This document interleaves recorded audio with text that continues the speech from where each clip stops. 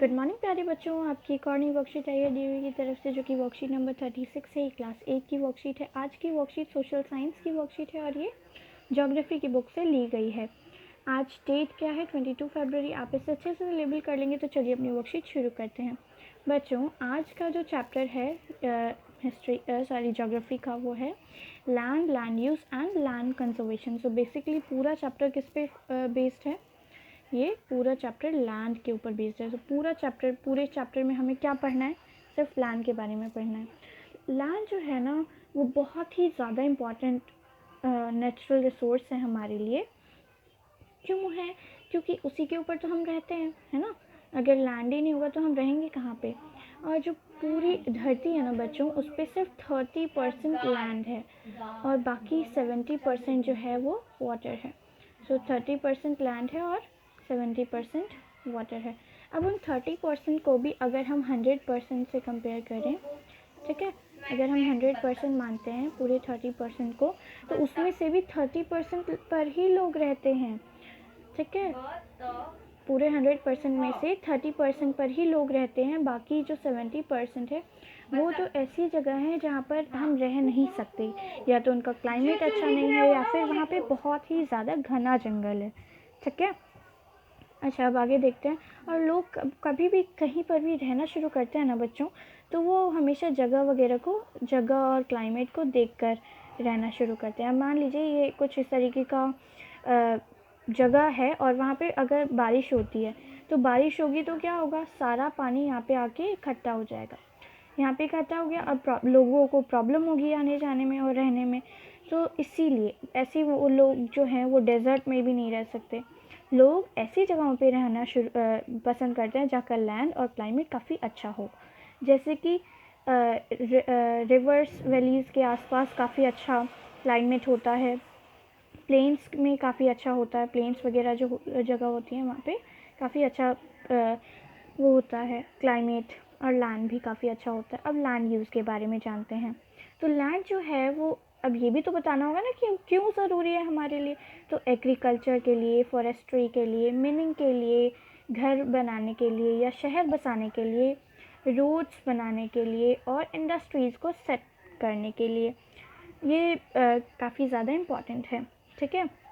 The use of land is determined by physical factors such as topography, soil, climate, minerals and availability of water, ठीक है। अब जो बच्चों, जब land है, अब इतना सारा लैंड है तो हर लैंड पर तो हम नहीं रह सकते ना। वहाँ की फर्टिलिटी भी अच्छी होनी चाहिए, सॉइल, और वहाँ का क्लाइमेट भी अच्छा होना चाहिए। वहाँ पे मिनरल्स भी होने चाहिए और पानी भी होना चाहिए, ठीक है। इसी की वजह से तो हम जान पाएंगे ना, या रह पाएंगे वहाँ पर। अगर ये सारे रिसोर्सेज नहीं होंगे तो हम रहेंगे कैसे? पानी नहीं होगा और अच्छा लैंड नहीं होगा तो हम खाएंगे पिएंगे क्या, ठीक है। तो ये सारे कुछ फैक्टर्स हैं जो कि काफ़ी ज़्यादा इम्पॉर्टेंट हैं रहने के लिए। और लैंड जो है, इसी से पता चलता है कि वहाँ पे जो लैंड है वो रहने के लायक है या फिर नहीं है, ठीक है। और human factors such as population and technology, पहले ये सभी ज़रूरी था और कुछ ज़रूरी नहीं था, बट आज के ज़माने में वहाँ पे पॉपुलेशन और टेक्नोलॉजी दोनों ही होनी चाहिए। ये सब तो चीज़ें होनी चाहिए, साथ ही साथ पॉपुलेशन और टेक्नोलॉजी भी होनी चाहिए, ठीक है। Land can also be classified on the basis of ownership as private land and community land. Land भी जो है वो दो हिस्सों में बटा हुआ है।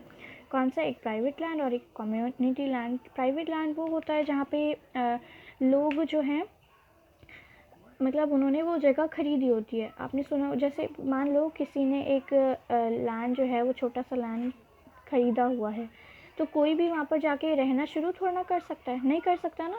जिसने वो ख़रीदा हुआ है वही वहाँ पर किसी और को किराए पे लेना चाहे कि या फिर उसको बेचना चाहे तो वो कर सकता है, लेकिन और कोई नहीं कर सकता। वैसे ही जो लैंड है वो, उसमें भी प्राइवेट लैंड होता है और कम्युनिटी लैंड होता है। प्राइवेट लैंड पे, जैसे प्राइवेट लैंड पे हम घर वगैरह बनवा लेते हैं, रेस्टोरेंट बनवा लेते हैं, होटल्स बनवा लेते हैं। और कम्युनिटी जो है, यानी गवर्नमेंट ने ख़रीदे हुए हैं, तो वो जो है वो सबके लिए होते हैं, कोई भी उन्हें यूज़ कर सकता है। वहाँ पे पार्क्स वगैरह बने होते हैं, हॉस्पिटल्स बने हो सकते हैं, ठीक है। तो वो सबके लिए होते हैं, सारे यूज़ कर सकते हैं। या फिर कई बार जो है वो कलेक्शन फूड को भी कलेक्ट करने के लिए, जैसे फ्रूट्स, नट्स, मेडिसिनल हर्ब्स वगैरह के लिए भी इस्तेमाल किए जा सकते हैं। These community lands are also class known as या called as common property resources. ठीक है, कि वो सबके लिए है। अच्छा, अब नेक्स्ट है लैंड एज यूज्ड इन, कहाँ कहाँ होता है? Mining purposes, building purposes, roads purposes, agriculture purposes, forestry purposes और for setting up of industries. यहाँ पर देखिए कितने ज़्यादा पॉपुलेटेड एरिया है। क्यों? क्योंकि यहाँ पे उनको सारे के सारे जो भी उन्हें चीज़ें चाहिए रहने के लिए, वो सारी उनको यहाँ पे मिल रही हैं। ठीक है, इसीलिए यहाँ पे बहुत ज़्यादा पॉपुलेशन है। अब थोड़ा सा और नीचे है, पढ़ते हैं और समझते हैं। अब आपको पता होगा ना कि बच्चों की दिन पर दिन जो है हमारी आबादी बढ़ती जा रही है ना। ह्यूमन बींग्स बहुत ही ज़्यादा होते जा रहे हैं, लेकिन लैंड तो लिमिटेड ही है ना। और जो लैंड की जो क्वालिटी है वो भी डिफर करती है प्लेस टू प्लेस। ठीक है, people started encroaching the common lands to build up commercial areas, housing complexes. अब जो लैंड है वो किस किस लिए यूज़ में आए जा रहे हैं? कमर्शियल पर्पसेस के लिए, हाउसिंग कॉम्प्लेक्सेस के लिए। और जो गांव वगैरह है ना, गांव है या फॉरेस्ट है, उनको भी हम काट काट के क्या शहरों में तब्दील करते हुए जा रहे हैं। तो ये जो है वो लैंड के लिए अच्छी बात नहीं है, क्योंकि अब उसे होल्ड करने के लिए प्लांट्स वगैरह बहुत ज़्यादा ज़रूरी हैं, और वो फॉरेस्ट में ज़्यादा होते हैं। अब हम फॉरेस्ट को ही काट देंगे और वहाँ पे खुद सेटअप होने लग जाएंगे, तो क्या होगा? बिल्कुल भी अच्छी बात नहीं है ये। ठीक है, तो आगे देखते हैं। Today the vast changes in the land use patterns also reflect the cultural changes in our society. ठीक है, land degradation, landslide, soil erosions, ये सारे जो हैं, ये जितनी भी चीज़ें हो रही हैं ना, ये land degradation and landslide, soil eruptions, फिर desertification are the major threats of the environment to the environment because of the expansion of agriculture and construction activities। क्यों हो रहा है ये सब? क्योंकि जब लोग बढ़ेंगे, आबादी बढ़ेगी, तो हमें एग्रीकल्चर को भी इम्प्रूव में लाना होगा। खाना पहुंचाना ज़रूरी है ना सबके पास, ये तो भूखे थोड़ी ना मारेंगे लोगों को। तो उसके लिए एग्रीकल्चर भी को भी इम्प्रूवमेंट में लाना होगा। उसके लिए हमें लैंड चाहिए होगा, तो पेड़ों को काटेंगे तभी तो हमारे पास लैंड आएगा। और वहाँ पे लोग अपना शहर वगैरह बसाते जा रहे हैं।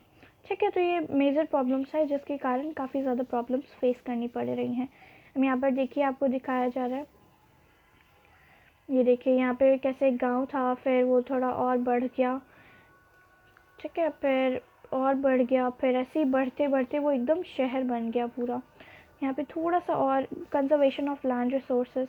अब लैंड के रिसोर्सेज को हम कैसे कंजर्व कर सकते हैं वो बताया गया है।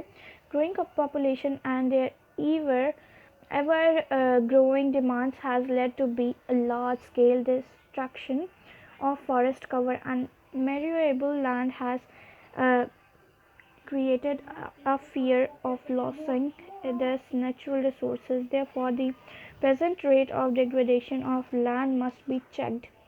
अब हम अपने जो लैंड रिसोर्सेज हैं उनको बचा कैसे सकते हैं? Using afforestation, land reclamation, regulated uses of chemical pesticides and fertilizers। अब हम जब बहुत ही ज़्यादा पेड़ों को काटेंगे, तो जो पेड़ कटेंगे तो जो लैंडस्लाइड्स वगैरह हैं, और जो लैंड डिग्रेडेशन है, लैंडस्लाइड्स है, सॉइल इरप्शंस हैं, इरोशन है, ये सारे जो हैं वो भारी मात्रा में होंगे, है ना, जो कि हमारे लिए भी अच्छी बात नहीं है। उसके बाद अगर हम केमिकल पेस्टिसाइड्स का बहुत ज़्यादा यूज़ करेंगे और फर्टिलाइज़र्स का ज़्यादा यूज़ करेंगे, तो जो ज़मीन है वो बंजर होती जाएगी। ठीक है, तो जब हम उगाएंगे ही नहीं तो खाएंगे क्या? And check on overgrazing and some of the common methods used to conserve the resources, land resources। ठीक है, ये पूरा तो कंप्लीट हो गया। अब कुछ क्वेश्चंस हैं, उनको देखते हैं। अच्छा, देखिए पहला क्वेश्चन क्या दिया गया है हमें। Why land is necessary for us?